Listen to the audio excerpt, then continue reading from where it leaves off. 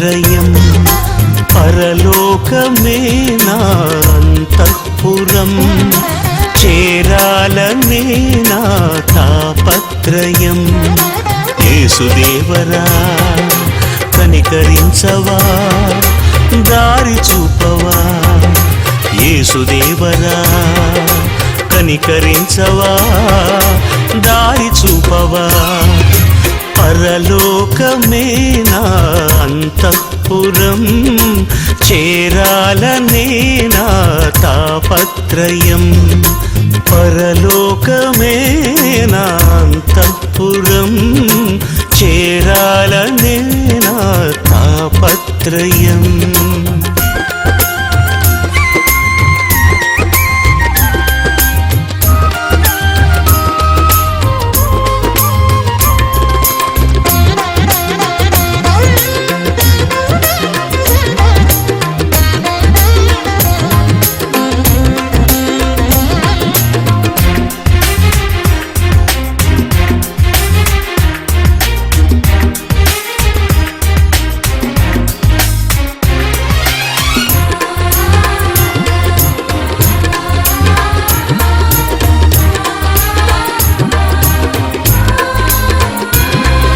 స్వల్పకాలమే ఈ లోక జీవితం నా భవ్య జీవితం మహోజ్వలం స్వల్పకాలమే ఈ లోక జీవితం మన భవ్య జీవితం మహోజ్వలం మజిలీలు దాటే మనోబలం నీ మహిమ చూసే మధుర క్షణం మజిలీలు దాటే మనోబలం నీ మహిమ చూసే మధుర క్షణం వీక్షించు కన్నులు విశ్వాస జీవితం నాకు ఇయ్యవా వీక్షించు కన్నులు విశ్వాస జీవితం నాకు ఇయ్యవా పరలోక స్వరము టీవీ కార్యక్రమాన్ని శ్రద్ధగా చూస్తున్న ప్రియ దేవుని బిడ్డలందరికీ నా హృదయపూర్వకమైన వందనములు. ఈ సమయంలో దైవజనులు రెవరెండ్ కె జాన్ పాల్ గారి దైవ సందేశాన్ని విని దైవ దీవెనలు పొందుకుందాం. మన ప్రభు అయిన యేసుక్రీస్తు శక్తి కలిగిన పరిశుద్ధమైన నామంలో ఈ టీవీ ముందు కూర్చొని శ్రద్ధగా వాక్యాన్ని ధ్యానిస్తున్న ప్రియ దేవుని బిడ్డలందరికీ నా హృదయపూర్వకమైన వందనాలు. దేవునికి స్తోత్రాలు. ఎలా ఉన్నారు? బాగున్నారు కదూ? ఈ సమయంలో దేవుని వాక్యాన్ని శ్రద్ధగా విని మీ బిజీ పనులన్నీ పక్కన పెట్టి దేవుని సన్నిధిలో ఈ విలువైన సమయాన్ని మనము ఎప్పుడైతే గడుపుతూ ఉంటామో, శ్రద్ధగా దేవుని వాక్యాన్ని ఆలకిస్తామో, అప్పుడు దేవుడు మనల్ని దీవించి ఆశీర్వదించి ఆయన సంతోషంతో మనల్ని నింపుతాడని ఈ టీవీ ద్వారా మీకు తెలియజేస్తూ ఉన్నాను. పరిశుద్ధ గ్రంథంలో నుండి 2వ తిమోతి పత్రిక 2వ అధ్యాయము 16వ వాక్యాన్ని చదువుతున్నాను. దయచేసి బైబిల్ ఉన్నవాళ్ళు బైబిల్ను చేత పట్టుకొని నాతో కలిసి ఈ వాక్యాలను చదువుతూ ధ్యానించమని ప్రభు పేరిట మీకు తెలియజేస్తూ ఉన్నాను. అపవిత్రమైన వట్టి మాటలకు విముఖుడవై ఉండుము. అట్టి మాట్లాడువారు మరి ఎక్కువగా భక్తిహీనులగుదురు. చదవబడినటువంటి లేఖన భాగాన్ని మనం గమనించినట్లయితే అపవిత్రమైన వట్టి మాటలకు విముఖుడవై ఉండుము అని దేవుని వాక్యం మనల్ని హెచ్చరిక చేస్తూ ఉంది. అంటే అర్థమేంటి? అవాయిడ్ ఇర్రెలవెంట్ బాబుల్ అని ఇంగ్లీష్ వర్షన్లో రాయబడి ఉంది. అంటే అపవిత్రంగా మనల్ని చేసే వాటికి అవి మాటలే కావచ్చు, క్రియలే కావచ్చు, ఏ విధమైన వాటినే కావచ్చు. బైబిల్ చెబుతుంది అపవిత్రమైన వాటికి విముఖుడమై ఉండము అని ఈ సమయంలో దేవుని వాక్యం మనకు తెలియజేస్తూ ఉంది. ఏమి విడిచిపెట్టాలట, మనం ఎలాగ బ్రతకాలట అని మనం కనుక గమనిస్తే అపవిత్రమైన వట్టి వాటిని అంటే వాటిలో ఏమీ ఉండదు. చూడండి, దుర్వ్యసనాలు పాలవుతూ ఉంటారు. తద్వారా ఆ మనిషికి నెమ్మది కలిగినట్లుగా ప్రపంచ చరిత్రలో ఎవరిలోనూ మనం గమనించం. కారణం ఏంటంటే అపవిత్రపరిచే ప్రతి సబ్జెక్టు మనిషికి ఒట్టిగానే ఉంటుంది, అంటే నిష్ప్రయోజనంగానే ఉంటుంది అని దేవుని వాక్యం హెచ్చరిక చేస్తూ ఉన్నది. ఏం చేయాలంటే మనం అవాయిడ్ చేయాలి, విముఖులమై ఉండాలి. ఈ సందర్భంలో దేవుని వాక్యం మనల్ని హెచ్చరిక చేస్తూ ఉంది. ఏమని హెచ్చరిక చేస్తుందో తెలుసా? అపవిత్రమైన వాటిని విడిచిపెట్టమని. ప్రియా దేవుని బిడ్డ, ఈ సమయంలో శ్రద్ధగా దేవుని ఆశీర్వాదాలు నాకు కావాలని ఈ టీవీ ముందు కూర్చొని వాక్యాన్ని ధ్యానిస్తున్నావు కాబట్టి దేవుడు నీతో మాట్లాడుతున్నాడు. ఎందుకో తెలుసా? నిన్ను ఆశీర్వదించాలని. ఎందుకో తెలుసా? నీ అనారోగ్యం తొలగించాలని. ఎందుకో తెలుసా? నీ ప్రతి సమస్య నుంచి విడిపించాలని ఆయన ఆశపడుతూ మనలో ఉన్నటువంటి వ్యర్థమైన వాటిని తొలగించుకోమని దేవుని వాక్యం మనల్ని హెచ్చరిక చేస్తూ ఉంది. ఎందుకు దూరం అవ్వాలి? ఈ అపవిత్రమైనటువంటి చేష్టలకి, అపవిత్రమైన మాటలకి, అపవిత్రమైన చూపుకి, అపవిత్రమైన క్రియలకి మనం ఎందుకు దూరం అవ్వాలంటే బైబిల్ చెబుతుంది, అట్టి వాటిని చేయువారు మరి ఎక్కువగా భక్తిహీనులగుదురు అంటుంది. అంటే అర్థం ఏంటో తెలుసా? అట్టి వాటిని చేసేవాళ్ళు, అపవిత్రమైన కార్యాలు చేసేవాళ్ళు, అపవిత్రమైన మాటలు మాట్లాడేవాళ్ళు, అపవిత్రమైన చూపు చూసేవాళ్ళు ఏమవుతుందో తెలుసా? ఆ మధ్య నేను కొందరిని గమనిస్తూ వచ్చాను. ఏమిటో తెలుసా? టీవీ చూస్తే, సీరియల్స్ చూస్తే, సినిమాస్ చూస్తే మేము అపవిత్రమైపోతామా అని అడిగిన వాళ్ళు లేకపోలేదు. బైబిల్ చెప్తుంది, చూపు మంచిదే, చూడడానికే కన్నులు ఇచ్చాడు, వినడానికే చెవులు ఇచ్చాడు, మాట్లాడడానికే నోరు ఇచ్చాడు. కానీ దేవుని వాక్యం ఏమంటుందంటే మంచి వాటిని మాట్లాడు, మంచి వాటిని చూడు, మంచి వాటిని స్వీకరించు, విను. దేవుని వాక్యం ఎంత శ్రద్ధగా వినొచ్చండి. చాలామందికి సమయం దేవుడు ఇస్తున్నాడు. మనకంటే గొప్పవాళ్ళు, ధనికులు, విద్యావంతులు, అందచందాలు కలిగిన వాళ్ళు అనేక మంది మరణిస్తూ ఉన్నారు. దేవుడు వారికి టైం ఇవ్వట్లే. కానీ నీకు, నాకు, మనకు దేవుడు గొప్ప సమయాన్ని ఇస్తూ ఉన్నాడు. సమయం ఎంతో విలువైంది. కాలములు, సమయాలు మన తండ్రి అయిన దేవునిలో, సృష్టికర్త అయిన దేవుని ఆధీనంలో ఉన్నాయి. కనుకనే ప్రియా దేవుని బిడ్డలారా, ఎంతోమంది బ్రతకాలని ఆశపడ్డారు కానీ వాళ్ళు బ్రతకలేకపోయారు. కారణం ఏంటో తెలుసా? దేవుడు వారికి సమయాన్ని ఇవ్వలేదు. మరి నీకు, నాకు, మనకు సమయాన్ని ఇచ్చాడంటే ఎంత చక్కగా ఈ సమయాన్ని సద్వినియోగం చేసుకోవాలి. అందుకే దేవుని వాక్యం ఏముంటుందో తెలుసా?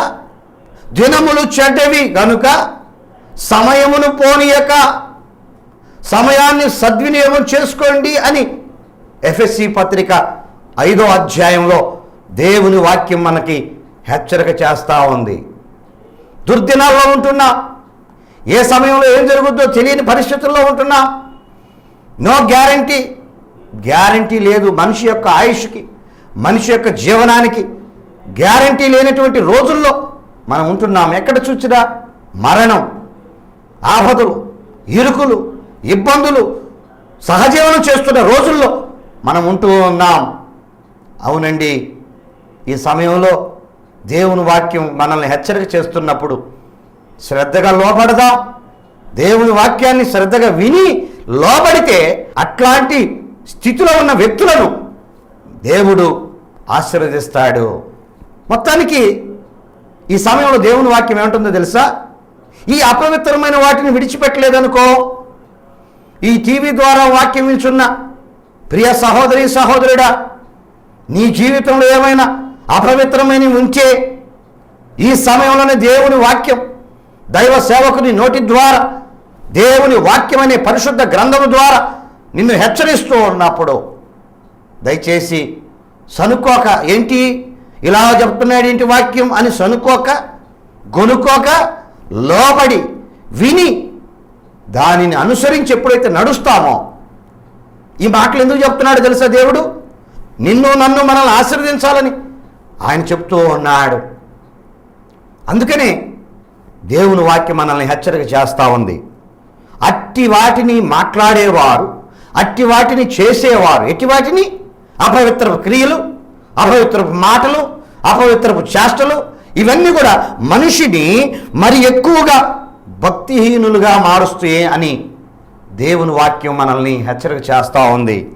మోర్ అండ్ మోర్ అన్గాడ్లీనెస్ అంటే భక్తిహీనులుగా, అంటే దేవుడంటే భయపడని స్థితిలోనికి మనిషిని దిగదారుస్తువని దేవుని వాక్యం హెచ్చరిక చేస్తూ ఉంది. అంటే మీరు చూడండి, ఎన్నిసార్లు చెప్పినా వినట్లేదనుకో, ఎన్నిసార్లు చెప్పినా దురలవాట్లు మానట్లేదనుకో, దాని ద్వారా అతనికి ఏం ప్రయోజనం ఉండదో, నాశనాన్ని కొని తెచ్చుకుంటారని దేవుని వాక్యం ఈ సమయంలో తెలియజేస్తూ ఉంది, హెచ్చరిక చేస్తూ ఉంది.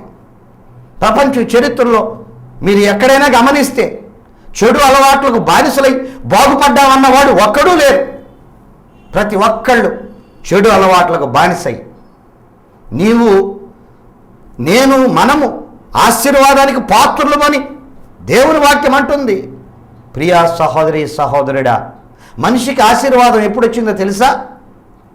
బైబిల్లో నుండి చూద్దాం. ఆదికాండము 5వ అధ్యాయం మొదటి 2 వాక్యాలను మనం గమనించినట్లయితే, దేవుడు ఆదామును సృజించిన దినమున దేవుని పోలికగా అతని చేసెను. మనిషిని చేసినప్పుడు దేవుడు ఎలా చేశాడు తెలుసా? కోతిగానో, చెట్టుగానో, పుట్టగానో చేశాడని లేదు. బాగా గమనించండి, ఇవన్నీ అజ్ఞానంతో కూడిన మాటలు. మనిషి కోతి నుండి వచ్చాడని, ఇంకా ఏదో వాటి నుండి వచ్చాడని చెప్పుకోవటం అజ్ఞానపు మాటలు. కానీ దేవుని వాక్యం అంటుంది, దేవుడట మనిషిని, అనగా మొదటి మానవుడైన ఆదామును దేవుని పోలికగా చేసినట్లుగా మనం చూస్తూ ఉన్నాం. When God created man, He made him in the likeness of God. దేవుని పోలిక అంటే మనిషిలోనే దేవుడు కనపడతాడు. మీరు గమనించండి, చెట్టులోనో, పుట్టలోనో, కోతిలోనో, ఏదైనా జంతువులోనో, పురుగులోనో, పక్షులోనో దేవుడు కనపడ్డావు. మనిషిలోనే దేవుని స్వరూపం, లైక్నెస్ ఆఫ్ గాడ్. మనిషిని ఎలా చేశాడంటే దేవుడు తన పోలికలో చేశాడని రాయబడి ఉంది. అందుకే ప్రియ దేవుని బిడ్డ, యోబు గ్రంథంలో ఏమని రాయబడిందో తెలుసా? భూజంతువులన్నిటికంటే మనిషికి ఎక్కువ బుద్ధి ఇచ్చాడట, ఎక్కువ నాలెడ్జ్ ఇచ్చాడట.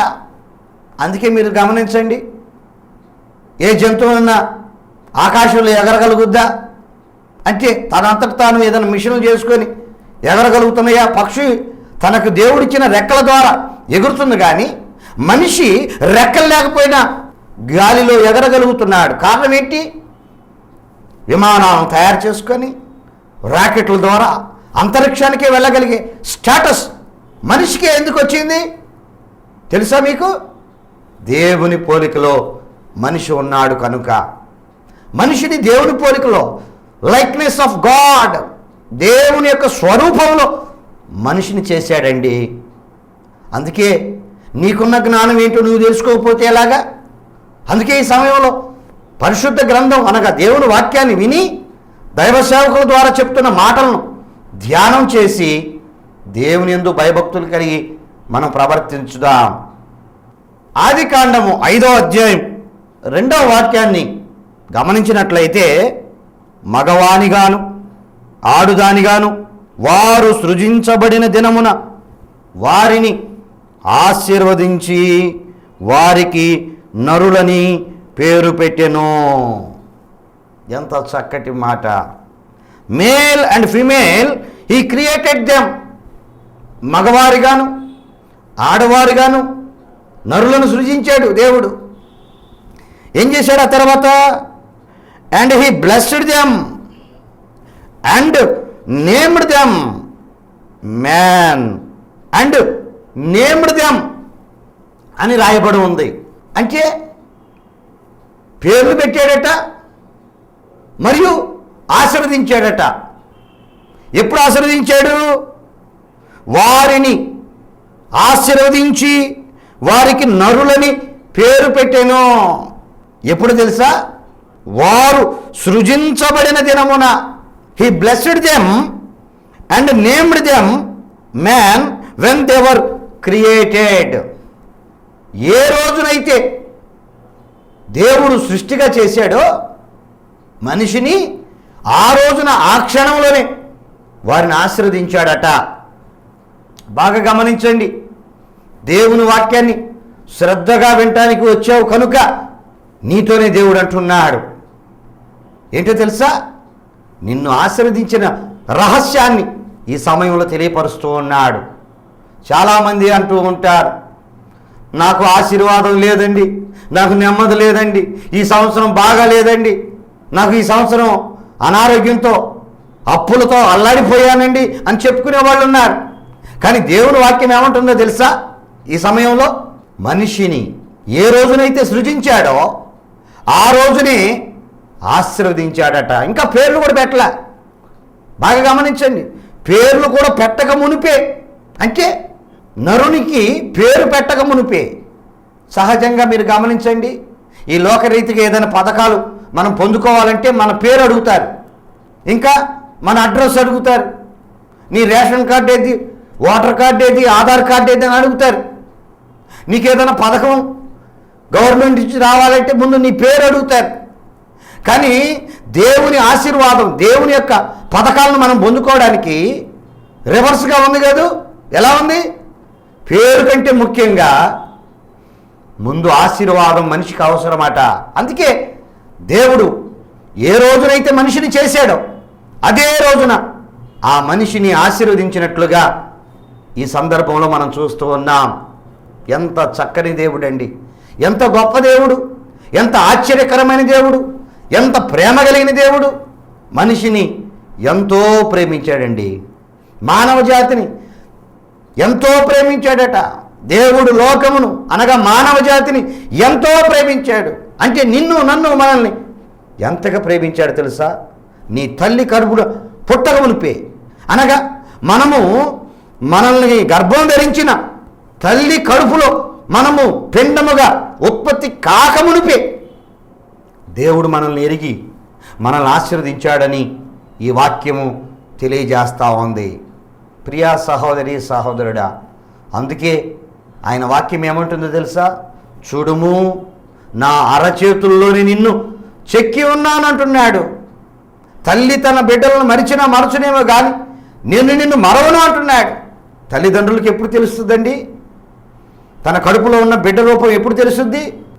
గర్భంలో నుండి బయటకు వచ్చిన తర్వాత ఫలానా పోలికలో ఉన్నాడు, ఫలానా రీతిగా మొహం ఉంది అని చెప్పగలుగుద్ది తల్లి లేదా తండ్రి. కానీ నిన్ను నన్ను మనల్ని సృజించిన దేవుడు, మనం పుట్టక మునిపే మన స్వరూపాన్ని ఎరిగిన దేవుడు. ప్రైజ్ ద లార్డ్, హల్లెలూయా. స్తుతి, ఘనత, మహిమ, ప్రభావం ఆయనకే చెల్లుడుగాక. ఎంత గొప్ప దేవుడు! నీ పట్ల, నా పట్ల, మన పట్ల ఎంత ప్రణాళిక కలిగి ఉన్న దేవుడో నీవు తెలుసుకుని ఉంటే నీవు అపవిత్రమైన వాటి జోలికి వెళ్ళవన్న సత్యాన్ని ఈ సమయంలో మీకు తెలియజేస్తున్నాను. ఎందుకని దేవుడు అపవిత్రమైన వాటి జోలికి వెళ్ళకూడదు అంటున్నాడు తెలుసా? హెబ్రీయులకు రాసిన పత్రిక 12వ అధ్యాయం 15వ వాక్యంలో ఈ రీతిగా రాయబడి ఉంది, మీలో ఎవడైనాను దేవుని కృపను పొందకుండా తప్పిపోవునేమో అని. ఎందుకో తెలుసా? దేవుడు చెడ్డవాటి జోలికి ఎందుకు వెళ్ళొద్దు అంటున్నాడు? మాకు చాలామంది ఏమని ప్రేయర్ రిక్వెస్ట్లు అడుగుతుంటారు తెలుసా? మా ఆయన బాగా తాగుతుంటాడండి, ఆ వ్యక్తి చెడు అలవాట్ల నుంచి మానేటట్టు ప్రార్థన చేయండి.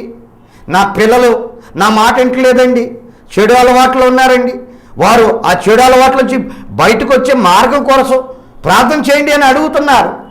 ఎందుకో తెలుసా? చెడు మార్గంలో ఉన్నంత కాలం ఆ కుటుంబానికి కూడా నెమ్మది ఉండదు, అతనికి నెమ్మది ఉండదు, ఆ కుటుంబానికి, ఆ కుటుంబ సభ్యులకి నెమ్మది ఉండదు. దేవుని వాక్యం ఏమంటుందో తెలుసా? మీలో ఎవడైనను దేవుని కృపను పొందకుండా తప్పిపోవునేమో అని జాగ్రత్త పడమంటున్నాడు దేవుడు. Fails to obtain the grace of God. దేవుని కృపను పొందకుండా ఫెయిల్ అయిపోతావేమోనని దేవుడు చెడ్డవాటికి విముఖంగా ఉండమని చెప్తున్నాడు. మీరు గమనించండి, బైబిల్లో ఒక వాక్యం ఏమంటుందో తెలుసా?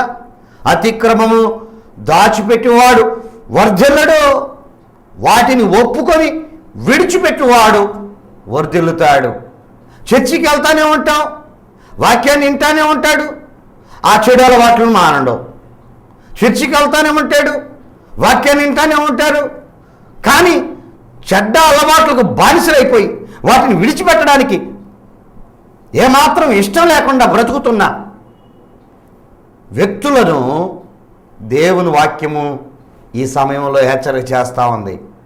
తాగి తాగి తాగి అనారోగ్యాన్ని కొని తెచ్చుకొని ఆ తర్వాత ఇంటికి నెమ్మది లేక, ఆ వ్యక్తికి నెమ్మది లేక అనారోగ్యాన్ని కొని తెచ్చుకొని తుదకు మరణపు స్థితిలోనికి వెళ్ళిపోయి, పాడైన స్థితిలోనికి వెళ్ళిపోయి నిత్య నరకాన్ని కొని తెచ్చుకుంటున్న అనేకుల గురించి ఈ సమయంలో దేవుని వాక్యం హెచ్చరిక చేస్తూ ఉంది. ఈ సమయంలో నిండు ఒక ప్రశ్న దేవుని వాక్యము అడుగుతూ ఉంది. ఏంటో తెలుసా? నీ స్థితి ఎలా ఉంది? ఈ సమయంలో నీ ప్రవర్తన ఎలా ఉంది? చెడు అలవాట్లను మానలేకపోతున్నావా? చెడ్డ మాటలను మానలేకపోతున్నావా? చెడు చూపును మానలేకపోతున్నావా? చెడు వినికిడి అంటే అపవిత్రమైన వాటిని వినటం అనేది మానలేకపోతున్నావా? అయితే ఈ సమయంలో దేవుని వాక్యం ఏమన్నా హెచ్చరిక చేస్తుంది తెలుసా? దేవుని కృపను పొందకుండా తప్పిపోతున్నావు అంటే ఏంటి తెలుసా? అయ్యా నీ కృప ఉంటే నాకు చాలయ్యా, అయ్యా నీ కృపతో నన్ను నింపయ్యా అని ప్రతినిత్యం అడుగుతూ ఉంటావు. చిన్న చిట్కా ఏమిటో తెలుసా? నీలో అపవిత్రను తొలగిస్తే ఆటోమేటిక్గా దేవుని కృప నీలోనికి వస్తుందని ఈ టీవీ ద్వారా దేవుని వాక్యాన్ని చేతబట్టుకొని నిశ్చయంగా మీతో తెలియపరుస్తూ ఉన్న దేవుడు మాట తప్పని దేవుడు, దేవుడు అబద్ధమాడని దేవుడు. ఆయన ఈ సమయంలో నిన్ను ఆశీర్వదించాలని ఆశపడుతూ ఉన్నాడు. అయితే నీలో ఉన్న అపవిత్రమైన దాన్ని ఎప్పుడైతే నువ్వు విడిచిపెడతావో, అందుకే దేవుని వాక్యం అంటుంది కదా, అతిక్రమమును దాచిపెడితే ఆ వ్యక్తి ఎన్నటికీ వర్ధిల్లడు. ఒప్పుకొని అంటే పాపాన్ని అనగా చెడ్డవాటిని చేస్తున్నందుకు దేవుని సన్నిధిలో ఒప్పుకొని వాటిని ఎప్పుడైతే విడిచిపెడతామో అప్పుడు దేవుడు మనల్ని ఆశీర్వదిస్తాడు. కనుకనే నీవు నేను మనం ఆశీర్వదించబడాలని ఈ వాక్యాన్ని దేవుడు మనకు బోధిస్తూ ఉన్నాడు. ప్రార్థన.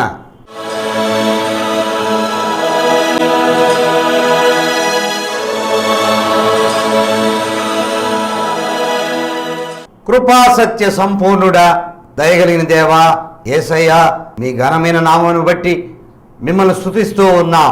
ఈ టీవీ ముందు కూర్చొని శ్రద్ధగా నీ వాక్యాన్ని విని అపవిత్రమైన వాటిని వదిలిపెట్టి ఆ పాపాన్ని ఒప్పుకొని విడిచిపెడతామని తీర్మానం చేస్తున్న ప్రతి బిడ్డల్ని మీరు దీవించి ఆశీర్వదించండి.